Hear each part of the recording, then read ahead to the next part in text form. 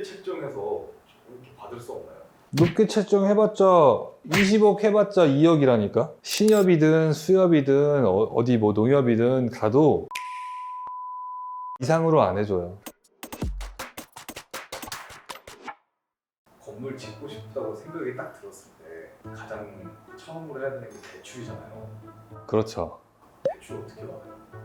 대출 받지 마세요. 대출은 2년 전이랑 지금이랑 많이 바뀌었는데 그때는 어땠냐면 2021년 이때까지는 은행에 가서 대출을 물어보면 토지를 탁상 감정을 해요. 그래서 예를 들어서 토지가 10억 감정가가 나왔다. 그러면 이 토지대에 대해서 8억이 대출이 나오고 나머지 2억이 본인 돈이 있었어야 돼. 그리고 공사비도 10억이다 예를 들어서 8억이 대출이 나오고 2억이 본인 돈이 있었어야 돼. 근데 최근에는 이게 바뀌었어요. 금리도 바뀌었어요. 그래서 업계가 요즘에 건물 짓는 허가 건수가 굉장히 줄어들었거든요. 지금은 토지가 10억이면 8억이 대출이 나와요. 그리고 2억을 보유하셔야 돼요. 근데 달라진 게 있어요. 이 공사비가 총 10억이면 2억만 대출이 나와요. 땅값의 100%를 초과해서 나오지 않아. 그래서 2억이 나오는데 여기서 중요한 게 있어요. 이때는 8억이 대출이 나오잖아요. 나머지 2억이 없어도 어차피 한 20% 정도는 준공 후에 받는단 말이에요. 땅값의 80%, 공사비의 80% 대출이 나왔는데 이율도 한 2.5% 막 이랬단 말이에요. 그러면은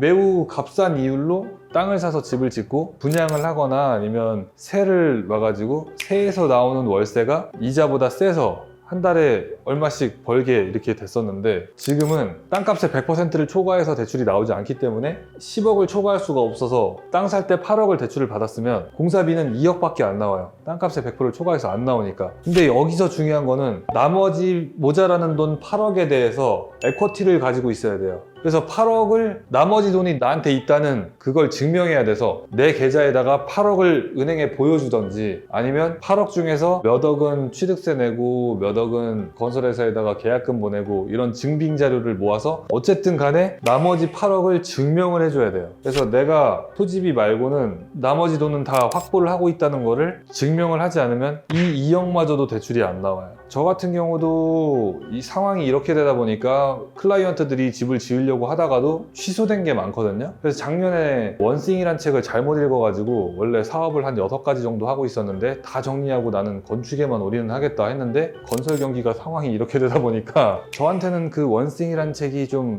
읽었던 시기가 나랑은 좀 안 맞았다. 예전에 읽었어야 되는데 경기 꺾일 때 읽어가지고 그리고 나서 이제 스노폭스 그룹의 김승호 회장님 기초사장학개론 수업을 들었는데 불경기에 안 되는 사업을 하고 있는 네 잘못이다. 나는 이거 하나만 하기로 정하고 이걸로 올인하고 있었는데 상황이 이렇게 되다 보니까 저 같은 경우도 최근에 또 건수가 늘어나서 취소된 계약이 도장을 찍고 가려고 하다가 은행 대출 때문에 막혀가지고 올해 매출을 원래 좀 신기록을 세우나 했었는데 매출이 150억이 날아가는 바람에 굉장히 상황이 좋아질 줄 알았다가 어려워졌죠. 그래서 업계가 사실 좀 힘든 상황입니다.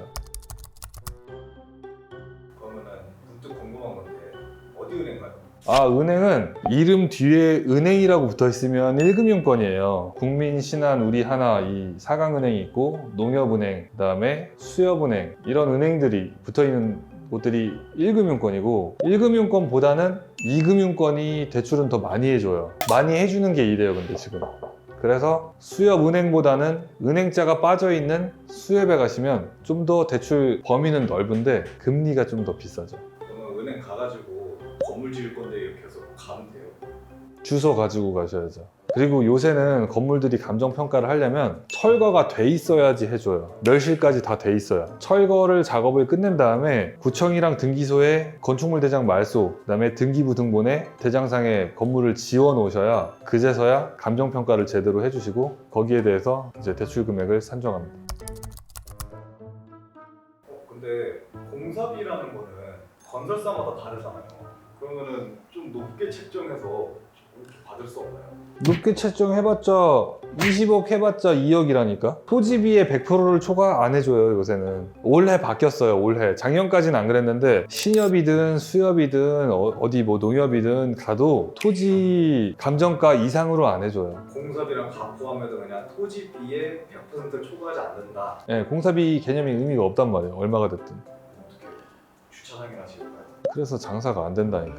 요즘에 사실 저 같은 경우도 좀 착각했던 거는 그동안은 하자보수 기간도 길게 가지고 전화 오면 웬만하면 다 봐드리려고 하고 해가지고 그래도 남들보다 좀 양심적으로 하고 잘해준다고 생각을 해가지고 거기에 대해서 소개도 많이 나오고 해서 사실 일 수주하는 거에 대해서는 크게 걱정을 안 했었어요. 근데 상황이 이렇게 되다 보니까 지을 수 있는 사람 자체가 줄어든 거예요. 그러니까 현금 10억을 가지고 있는 사람이 아니면 이런 케이스라면 못 짓는단 말이에요. 한 3년 전만 해도 한 달에 한 30건씩 문의가 왔다면 요즘에는 한 달에 한 5건? 씁쓸하네요.